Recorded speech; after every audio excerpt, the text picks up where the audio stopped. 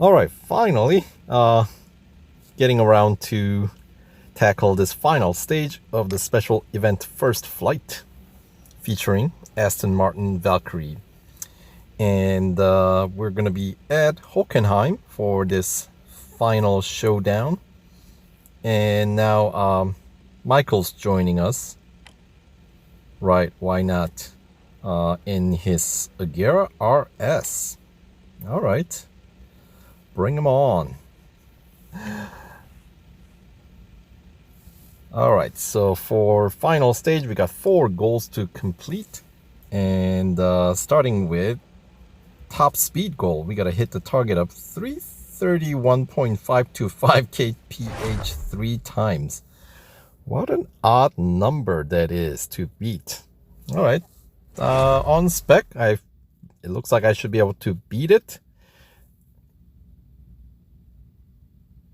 And as it turns out, if I run normally, since this really, I only have 1 out lap and 1 lap.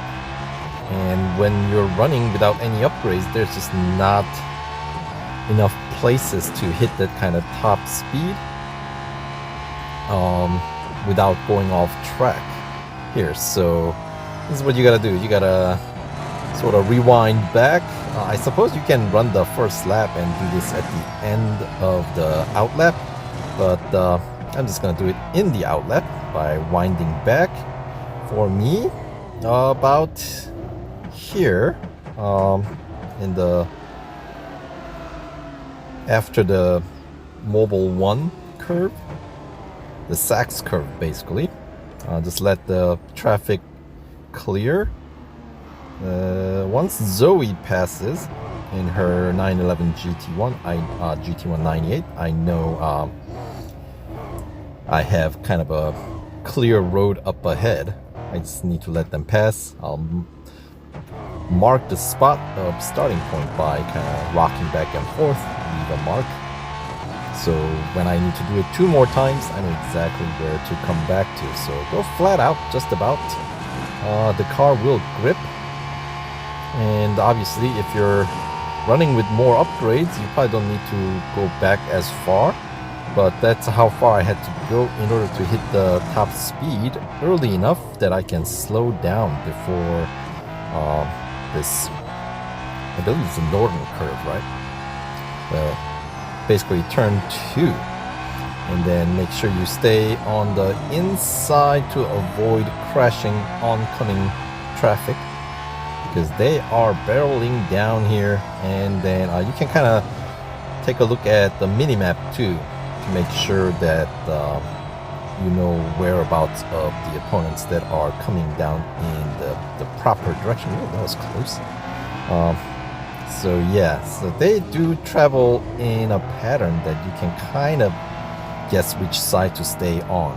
So Sachs curve, obviously they go on the inside, they hug the inside corner as they should. So there I left. This is why I left a mark, because it's easy to find my spot again that works.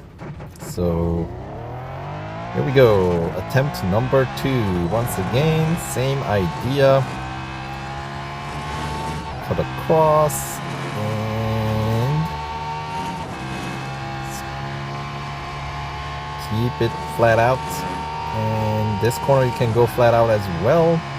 No need to cut corners or anything like that. And there we go. That is the instance number 2 of the top speed. I suppose this goal might be easier if you run in, just to keep the numbers simple. Because I think in metric it was like, what was it again?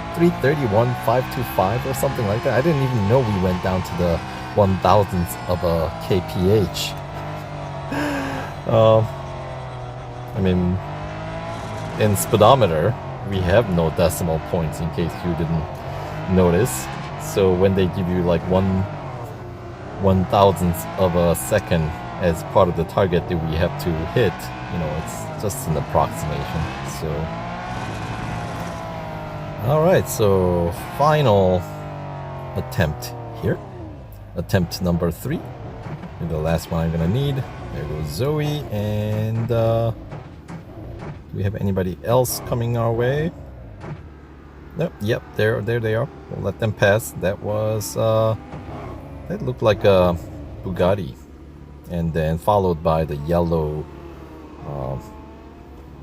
What is that? Venom GT, followed by Magnus in his Lotus Type 125, which is it's one of the slowest car in this grid, I believe. So he's getting lapped. Anyway, here we go. The last instance, and there we go. And this, now we can take it easy. You don't have to finish within a certain amount of time or anything like that. So just essentially, doing the same run, same top speed run 3 times, starting on the right at the Sachs curve and going flat out through the first 2 corners of the circuit. Actually, you don't have to go through the second corner, but right up about the second corner is where you will hit the target speed, and the car has enough grip that it will hold if you go flat out. You just have to make sure you don't understeer or oversteer. Because obviously, if you understeer, then you're gonna go off track. You're not gonna make the corner, and if you oversteer, you will skid out. So just right amount of steering. So yeah, but car will hold. This car holds really, really well. And yeah, so this is what I mean. I probably didn't have to do that all in the out lap, but I did. It's good enough. I wanted to kind of do it when I'm a little bit more aware of the traffic pattern, the oncoming traffic pattern. Because at the beginning it's a little bit easier to tell, and then as the race continues on, they do shuffle a bit, and that's not always consistent pattern that they get shuffled. So yeah, so I just figure it's simpler if you take care of it at the beginning. Not that I don't think it's going to be that difficult to avoid oncoming traffic when you're traveling back to this top speed run right here at the Sachs curve.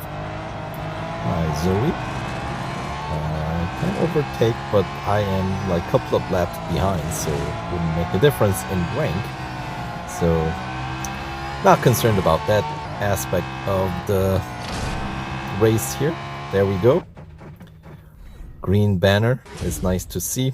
So took 7 minutes plus for that lap. Yes, it was considered a single lap race plus the out lap, which was almost an entire lap too. So it's closer to 2 full laps, but that'll do it. Brings the fame points pretty close to the next level, so that's always nice.